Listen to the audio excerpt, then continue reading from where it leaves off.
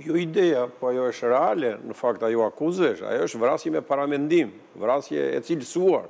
Unë them shkon ideja të korupcioni në ratë parë, pastaj se vrasja është me paramendim nuk e di ta them. Jo, po është ajo sepse ti faktikisht e di se çfarë bëhet aty dhe si po bëhet ajo gjë. Rrezikun ja di asaj gjëje.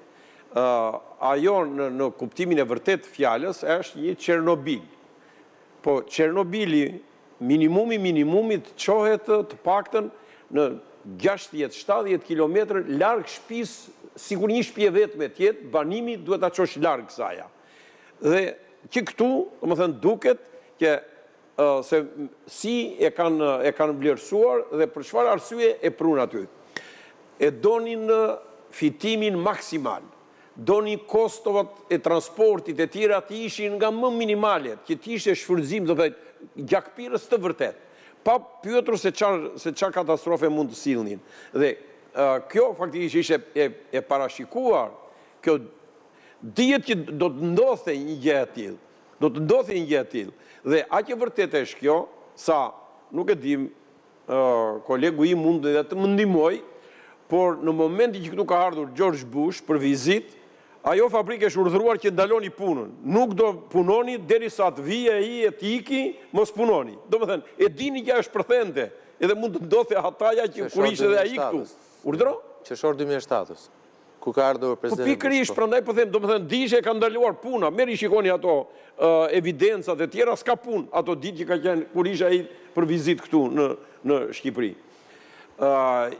Ishte, domethënë, kulmi i aktit kriminal për korrupsion. Domosdo, dhe që ishte për korrupsion, e tregoi fakti që këta merrin rroga jashtëzakonisht të larta në Kosovë. Rroga shumë të larta, jashtëzakonshme, edhe Shkelzeni, ajo Argita Jam Arbri e tjera me radhë. Dhe ata, një ndër arsyet që u kthyen shumë shpejt në Shqipëri ishte se disa ushtarak i thanë, doni të bëni biznes, po biznes me fitim të jashtëzakonshëm, po futuni kësaj demontimit të armëve e tjera. Këtu keni fitimin e keni shumë të madh.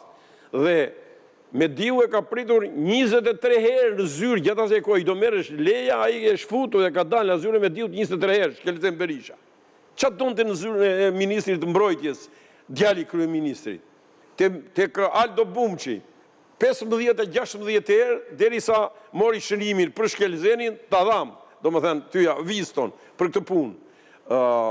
Kështu që ky korrupsion dhe kjo babzi e jashtëzakonshme, domethënë me një pasuri kombëtare, si që pasuri e shqiptarëve, se nuk ishte baruti i Shkelzenit ai që merresh edhe trafikohesh e bëhesh apo armët e tjera me radhë, arritën deri aty sa nuk pyeti pastaja edhe për pasojat që mund të vinin. Po, a është vrasje indirekte? Po, është vrasje indirekte. Edhe është e njëjtë se ne kemi dhe praktik për këtë punë, ka krijuar Shqipëria këtë praktik. Kemi ulurir atëherë ne faktikisht, e thoshim po ç'është kjo është pas ka vrasje indirekte. Po u argumentua edhe madje deri në Strasburg vajti dhe pranoi dhe Strasburgu rastin e 2 prillit të Shkodrës. A është e njëjta për vrasje indirekte u dënuan ata të gjithë, atje që shkuan në burgim të përjetshëm për një rast të tillë. Kështu që lere pasaj dhe ndërtimin si e kanë bërë. Është me të vërtet një ngjarje që jo vetëm është njolla me zezë për shtetin shqiptar, domethënë që ti ati që ke besuar fatet e tua, i beson qeverisjen, që të ruaj jetën tënde e tjera, ai ta merr Çernobilin e ta çon mund kryeqytet, mes kryeqytetit, në mes aeroportit, mes portit më të madh që ke. Dhe nga ana tjetër pastaja me shëmtuar, e shëmtuar se është si ti mbulon gjurmët e krimit. Dhe mbulimi i gjurmëve të krimit arriti kulmin sa të mohosh baxhanakun tënd në një kohë që ti e kishe biznes familjar atë. E kishe biznes familjar se ti aty futet, çfarë kishe miqe, njerëzit më të besuar, të tuti futet aty. Atje ishte vajzë Fari Balliut me pozit.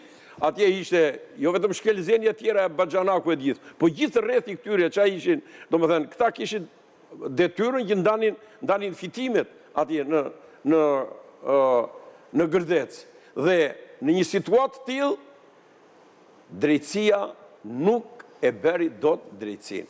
Dhe për turpin për turpin, do thoshja unë, edhe drejtësisë vjetër, po sidomos të kësaj drejtësisë re, se kjo është, do kësaj nuk i faljet kurrën e kurrës, se gjykata e posaçme, apo SPAK-u, u krijua pikërisht, kur u krijua SPAK-u, me sinqeritet gjithë edhe populli, qa thoshte? Tani po, i herdi fundi Gërdecit, i herdi fundi 20 janari, tani po, i herdi fundi korrupsionit jashtëzakonshëm që ka ndodhur këtë vend me privatizimet nga më të ndyrat me Alpetroli, naftin e Shqipërisë, kromin e Shqipërisë, hidrocentralet e Shqipërisë, bankat e Shqipërisë e tjera, thanë, më në fund do na dalin edhe 4 miliardët e firmave piramidale që na i mori banda kriminale e Saliut e i bëri Rushe Kumblla, SPAK-u do i nxirri tëra këto. SPAK-u nuk po merret me Gërdecin. Edhe e mban, gjoja kanë krijuar, nuk e di, jam i saktë apo jo, po me sa jam, domethënë brenda edhe vetë këtyre strukturave, e kanë bërë me një fashikull tjetër, me fraksion, si kur po meren gjoja me atë fraksionin për të hetuar edhe për vrasjet e cilësuara, me autor Shkelze Berishën si kryebanditi i organizatës kriminale, po faktikisht asnjë gur nuk kanë lëvizur, zero lëvizje. Ben, ai vit ka qenë vit i vështirë, sepse po atë vit ndodhi dhe intervista me mua e Kosta Trebis, ku ai denoncoi hapur lidhjet e temi e biznesmenëve amerikan me të birin e kryeministrit. Pastaj pak pas asaj interviste Trebis ka gjendet i vdekur në një aksident, në një vend tepër çuditshëm që duhet të lodhesh shumë që të bësh aksident në atë vend ku ka vdekur Kosta Trebicka.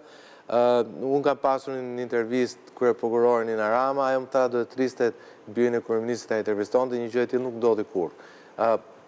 Sigurisht drejtësia e vjetër dështoi, po nga ana tjetër kur shikoj që familjarët janë të shqetësuar që po ushtrohet presion me një proces ndaj një pandehur i cili akuzohet po e vënë me klapa vetëm për shpërdorim detyre, si ka mundësi që këtu nuk u fut asnjëherë në temin në trase drejtësia e re për të hetuar dhe aferën korruptive të prezumuar pas shpërtimit të Gërdecit? Po nis së pari, sepse do avancoja arsyetimin i cili do të rënë për të vërtetës. Po e nis me një falenderim për këtë nën heroike. Zënë durda, po. E cila sfidoi sistemin. Sfidoi atë që fshati Gërdec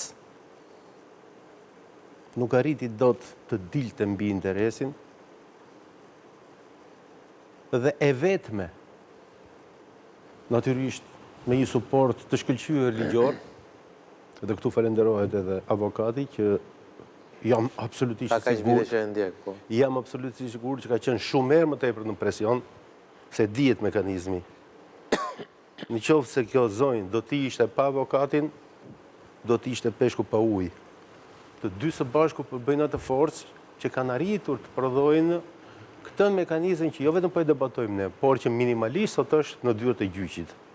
Minimalisht. Dhe tashmë duhet kaloj në atë që për mua është shqetësimi më i madh sot.